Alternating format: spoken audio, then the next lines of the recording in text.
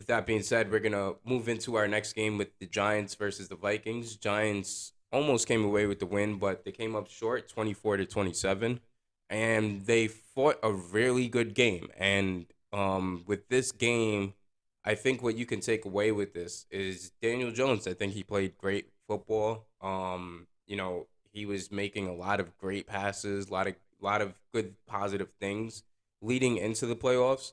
Um, Obviously they didn't win against the Vikings, but 24-27, that goes to show that you can compete with top tier teams and you can compete with other teams in the playoffs. So Yeah, and so look, the Giants they played well enough. I mean, they're going against a Vikings team that I don't know if preseason if we went back in time and looked at what people said about the Vikings, I don't know if people would all say that they saw the Vikings being here, with right. this type of record at this point.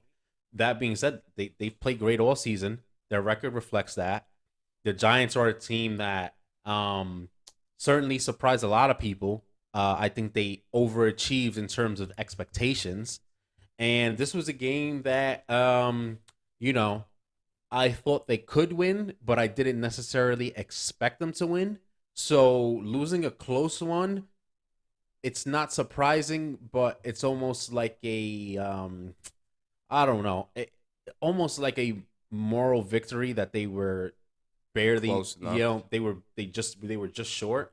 Right. Because look, they're a team that's not supposed to be here, right? You could say in some ways the Vikings aren't supposed to be where they are too, but they're not supposed to be there in like a different level, right? Yeah, and they have the talent. They Yeah, have they have the the talent talent. gap from If you, them to the yeah, Giants if people is told, if people significant. said the Vikings were going to go to be a playoff team this year, nobody would blink an eye. That didn't seem out of the question.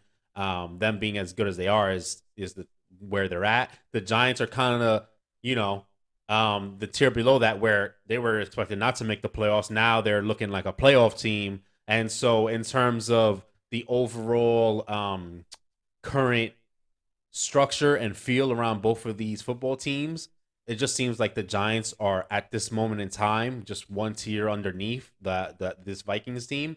But you know, we saw good things for both teams. Close game.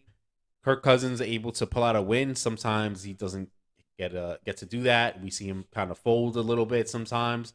So certainly a something that they could build on from there, especially this late in the season, rolling into the playoffs. The Giants close game against one of the better teams in the NFC. This is another game just like similar to Dallas and Philly. These teams can see each other in the playoffs.